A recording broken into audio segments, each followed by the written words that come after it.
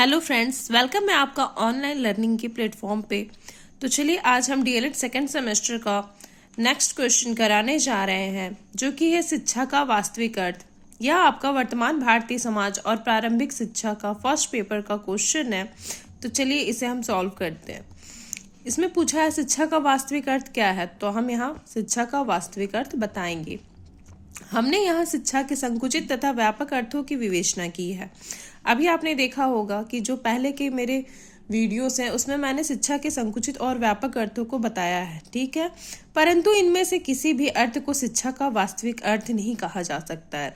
अगर हम पूछे आपसे कि शिक्षा के जो संकुचित अर्थ मैंने आपको बताया है और व्यापक अर्थ बताया है, तो क्या उससे शिक्षा का वास्तविक अर्थ लिया जा सकता है? तो नहीं। जहाँ तक शाब्दिक अर्थ का संबंध है तो यह आवश्यक नहीं है कि शाब्दिक अर्थ वास्तविक अर्थ भी हो। संकुचित अर्थ में बालक को ऐसे नियंत्रित वातावरण में रखते हुए एक विशेष प्रकार के जीवन को व्यतीत करने वाली बलपूर्वक ठूसी हुई स्कूली शिक्षा को ही शिक्षा समझा जाता है। जैसे मैंने आपको बताया था, शिक्षा का संकुचित अर्थ क्या है?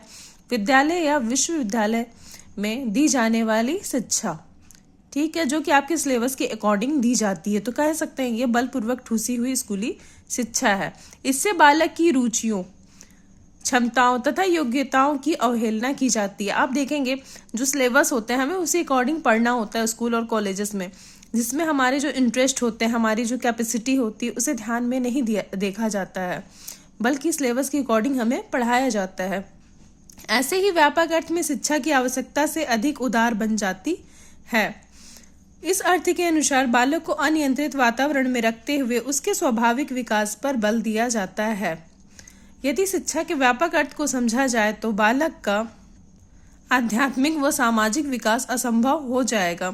इस दृष्टि से शिक्षा के संकुचित तथा व्यापक अर्थों में कमियां हैं।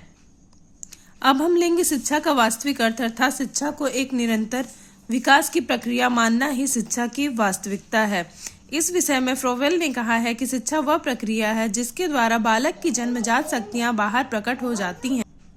तो फ्रेंड्स, कह सकते हैं कि शिक्षा का अर्थ क्या है? तो बालक की जन्मजात शक्तियों को बाहर निकालना ही क्या है? शिक्षा का वास्तविक अर्थ है।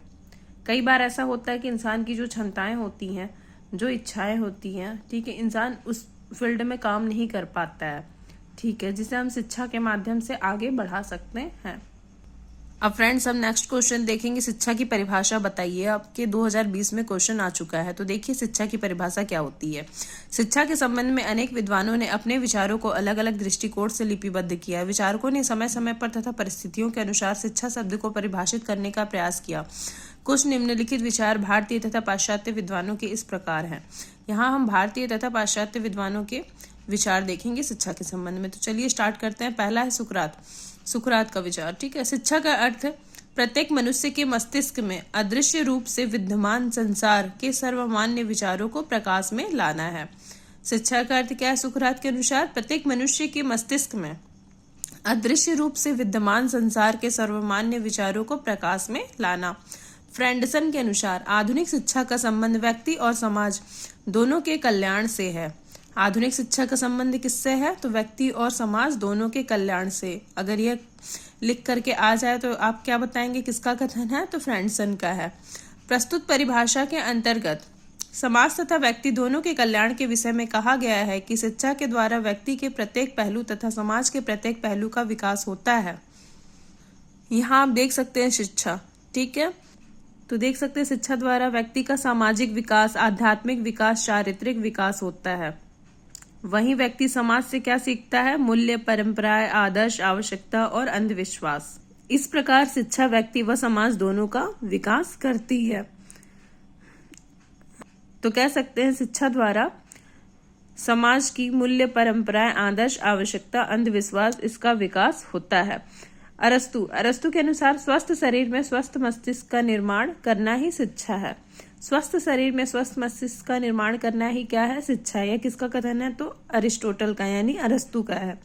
प्लेटो के अनुसार शारीरिक, मानसिक तथा बौद्धिक विकास की प्रक्रिया ही शिक्षा है। प्लेटो किसे शिक्षा मानते हैं? तो शारीरिक, मानसिक तथा बौद्धिक विकास की प्रक्रिया को ही शिक्षा मानते हैं।